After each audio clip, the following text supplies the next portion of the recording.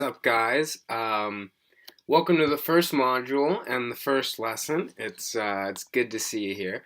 So today, in this module, in this lesson, we're going to be going over something I like to call hang time. And in this first lesson specifically, what hang time is and why I think it's beneficial. So, I'm just going to turn the volume down. I'm just going to let this video kind of play in the background while I'm talking, and then we're gonna go in depth and look at this one, and we're gonna look at it at one other one, and we're gonna break down what hang time is, and I'm just gonna talk about it. So this is more just background for now. This video, so you guys don't get too bored. This is just like a 201 long course in workout. Just kind of at the end of a workout, we did a little bit of a time trial just for fun. I think this is a 201.3 in workout. Nothing crazy, but yeah. So basically, what hang time is hang time is the distance from when you take your back kick to when your arms enter the water. So it's that explosive push that's getting you forward. And in my opinion, it's the most important part of a kick-driven flyer's stroke. It means everything, and it's changed butterfly for me. So it's all about how far you can get with that second explosive kick with the minimal amount of energy as possible, right? It's constantly moving forward. At no point in your stroke are you not moving forward, right? So yeah, so it's pretty cool. So here, let's rewind that first part back, and let me kind of just show you what I mean. I'm Canadian. Don't mind my cap, but so first stroke, great. So right, I set up my catch. See, my feet are starting to slip in here. Maybe it's going to be a little hard to see because of the stairs, but I'll show you again anyways. Don't worry, you got a whole module of this. Right, so in. And then kick forward. You see my head is just a little bit before this this red marker on the lane rope. And then when I land, boom, I land there. So I started here, and then with that one kick, it's like I'm jumping 2 meters forward and I'm here. Right?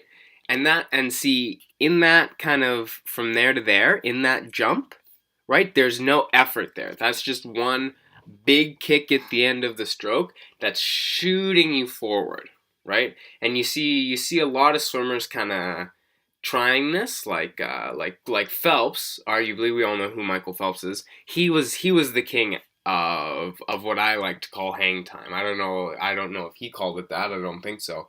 But yeah, so that's the most important thing is your hang time kick. In, boom, boom, boom. See, you're traveling an insane distance every stroke, not even just out the front. And I like that turn. But yeah, so it's pretty important, and it's really good for saving your arms is something I found, right? If you start the race, if you start a 200 fly or a 100 fly, and you're using that second kick to propel you forward, constantly propel you forward, then by the end of the race, when everyone else is starting to fade, your arms are still going to be fresh because you've been using this one big powerful kick to get you forward. Not that you're not using both kicks, but this hang time kick is very important, and you're going to want to put a lot of focus into it.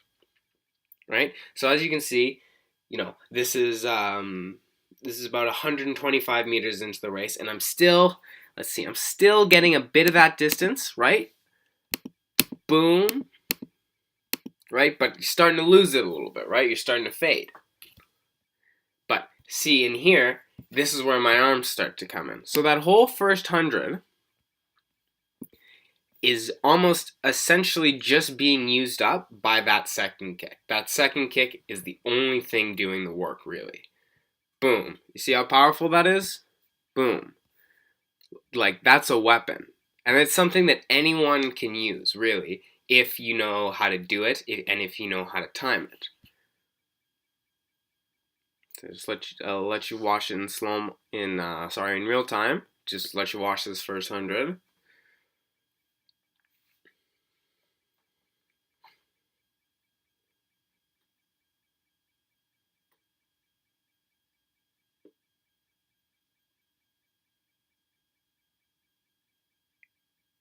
All about constantly moving forward.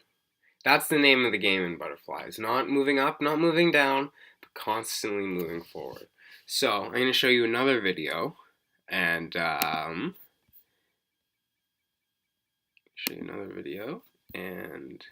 here, this was just a test set that I did.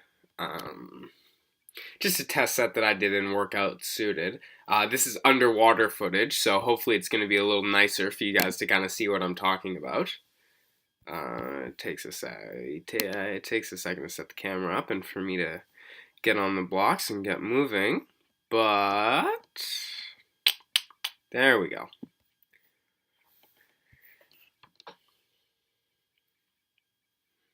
And you can kind of see, how explosive that second kick is going, or how far it's getting me. So I'm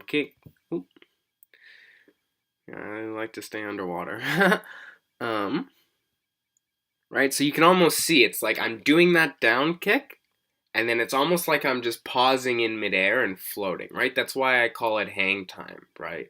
It's like, it's almost like with each stroke you're jumping forward, and you're letting yourself fly.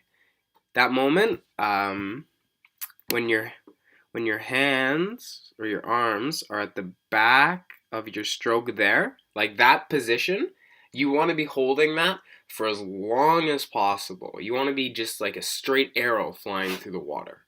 You know, that's kind of the position.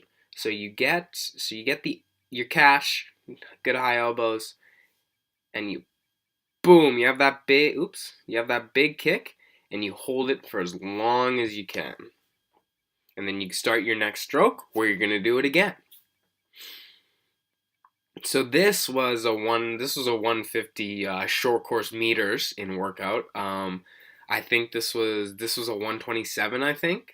So on pace to go about a 157, 156 in workout. 200 fly, which is for me isn't bad. See, that was a really good one, that first stroke. Right? Breakout and boom. So obviously I'm coming up a little bit to take a breath, but excuse the noise my keyboard is gonna make here from pausing, but look how long I'm holding it for.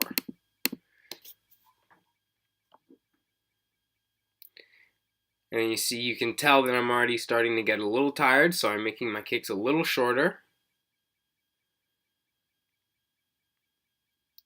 Right? But it's still there. You can see that second kick. You can see how big it is. Right? See my knees, and then boom. Boom. Right there. Right there. Right there. Right? So that's what the hang time kick is.